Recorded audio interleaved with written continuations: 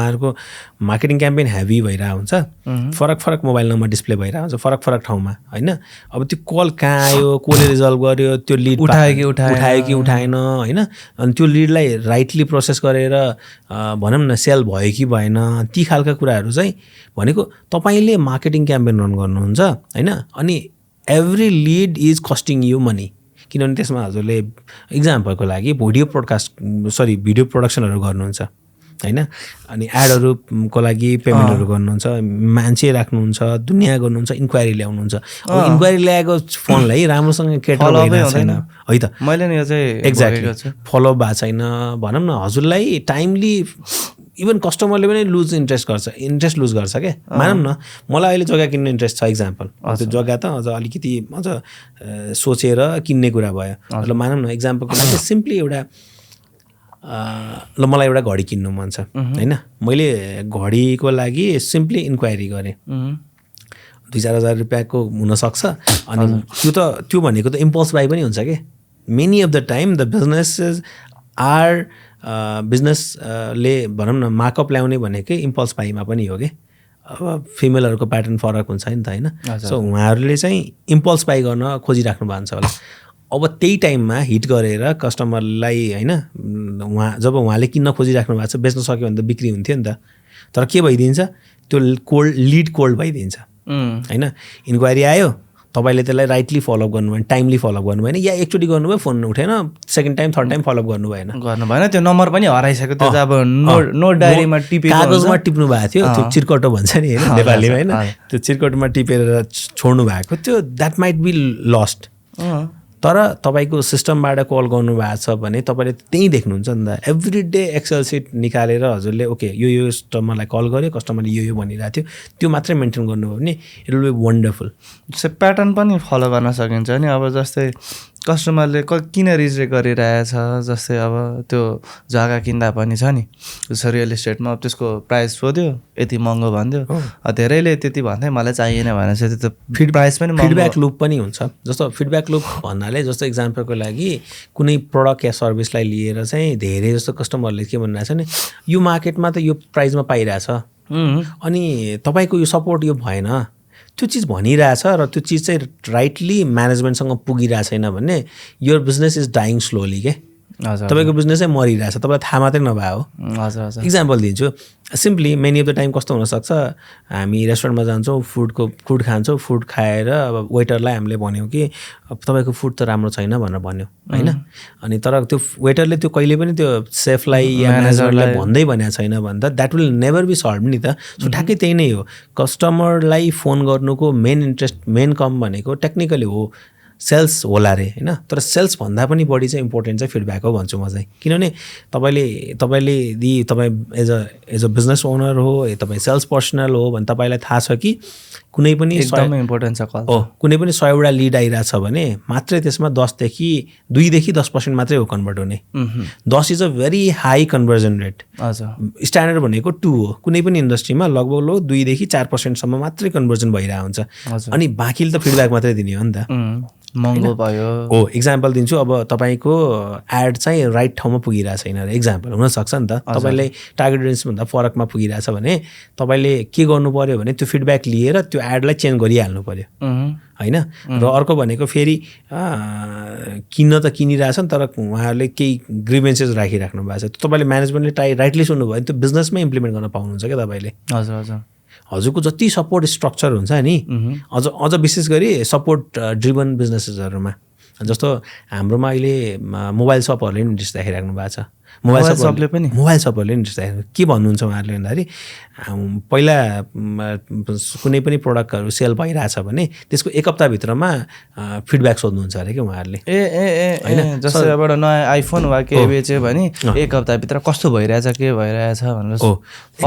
Follow-up गर्नुहुन्छ। Follow-up गर्दाखेरि मानौँ न अब धेरै जसो कस्टमरहरूले मानौँ तपाईँको प्रडक्टमा यस्तो इस्यु छ भनेर केही भन्यो भने त you will be able to think about it के होइन। जस्तो भनौँ न ल्यागी भइरहेछ अरे सपोर्ट चाहिरहेछ अरे र कस्टमरले पनि गुड फिल गर्छ जस्तो मलाई पनि कसैले अब नयाँ केही किनेको छु मोबाइल घडी कस्तो छ है सर भन्दाखेरि मलाई पनि राम्रो लाग्छ डेफिनेटली अब जस्तो सिप्रदीको हाम्रो सिप्रदी चाहिँ हामी सिप्रदीभित्र पनि हामी 2-3टा भर्टिकलभित्र छौँ त्यो मध्ये एउटा भर्टिकलमा चाहिँ मानौँ सर्भिस सेन्टरको सर्भ गर्छ अरे अब सर्भिस सेन्टरमा के भयो मैले गाडी लिएर गएर म त एज अ कस्टमर मैले के भनिरहेको हुन्छु भने सर मेरो गाडीमा यो प्रब्लम छ भनेर भन्नु छ मैले भनेका 5वटै प्रब्लम सल्भ भयो कि भएन टाइमली रिजल्भ भयो कि भएन ती खालका feedback are very necessary so कति बिग अर्गनाइजेसनहरूमा चाहिँ त्यो हुन्छ इम्प्याक्ट हुन्छ होइन उहाँहरूले चाहिँ त्यो राइटली फलोअप गर्नुहुन्छ जस्तो एसियन पेन्ट्स डज इट एसियन पेन्ट्सले एनपिएस सर्वेहरू कन्डक्ट गर्नुहुन्छ होइन आफ्नो कस्टमरहरूलाई तपाईँको सर पेन्टिङ कस्तो भएको छ तपाईँलाई के चित्त बुझ्यो कि बुझेन त्यस्ता खालका कुराहरू चाहिँ उहाँहरूले सोध्नुहुन्छ ती खालका कुराहरू चाहिँ तपाईँले कन्डक्ट गर्न सक्नुभयो भने तपाईँको बिजनेस त मेन्टेन भइराख्ने भयो नि त तपाईँले फिडब्याक पोजिटिभ फिडब्याक तपाईँले अर्को कस्टमरलाई दिन सक्ने चान्सेस हाई भयो नि त वर्ड अफ माउथ बढ्ने भयो एक्ज्याक्टली सो यो खालको कुराहरू चाहिँ बिजनेसेस निड टु अन्डरस्ट्यान्ड त्यो त खुसी लाग्यो मलाई मोबाइल सबले नै युज गरेर दिँदाखेरि कसले चाहिँ फोन गर्छ बेचिसकेपछि कसैले गर्दैन अब जस्तै कस्तो लाग्यो भन्दामा केही डिफेक्ट छ भने भन्छु होइन राम्रो छ भने दामी छ प्राइस पनि मिलाएर दिनुभयो भन्छु अब मेरो कोही साइडको वा केही साथीलाई चाहिएको छ भने म त त्यहीँ जा भन्छु नि त डेफिनेटली साइकल चान्सेस हाई बढ्छ नि दिमागमा त त्यो पसलको नाम छापेर बस्छ नि तपाईँको साइकल पसलहरूले युज गरिराख्नु भएको छ होइन अनि जस्तो अब अहिले के भइरहेछ भने तपाईँले याद गर्नुभएको छ भने trend of selling online is increase धेरै नै छ अब इक्जाम्पल दिन्छु होइन पहिला फिजिकल वाकिन हुँदाखेरि त दिनमा कतिवटा जति मान्छेले भिजिट गर्न सक्ला र तपाईँको 1-2जनाको टिमले कतिजनालाई ह्यान्डल गर्न सक्ला तर बिजनेसमा इन्क्वायरी धेरै भइसकेपछि त हजुरले त फोन त धेरै उठाउनु पर्छ धेरै उठाउनलाई त एउटै मान्छेले नसक्ला मल्टिपल मान्छे राख्नु पर्ला अनि तपाईँको फोन नै पुरानो खालको छ जसमा चाहिँ एकजनाले एउटा फोन चाहिँ एउटाजनाले मात्रै उठाउन मिल्छ भने त बाँकी बिजनेस त अन्त गइरहेछ तपाईँको होइन लिड बढेसँगै तपाईँको टिम साइज पनि त बढ्छ नि त फोन उठाउनलाई फिडब्याक लिनलाई इन्क्वायरी गर्नलाई जस्तो अस्ति एकजना बेकरी ओनरले चाहिँ मलाई के भन्नुभयो भन्दाखेरि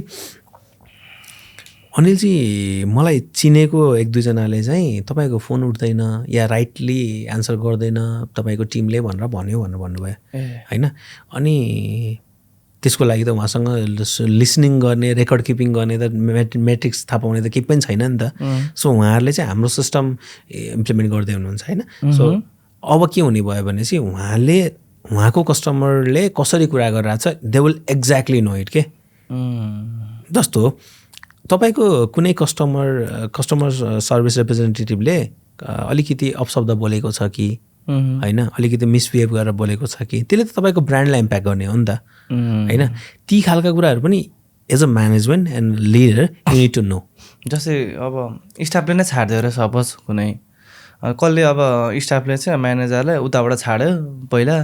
म त केही बोलादिनँ भनिदियो अरे अनि तपाईँसँग त रेकर्ड छ नि त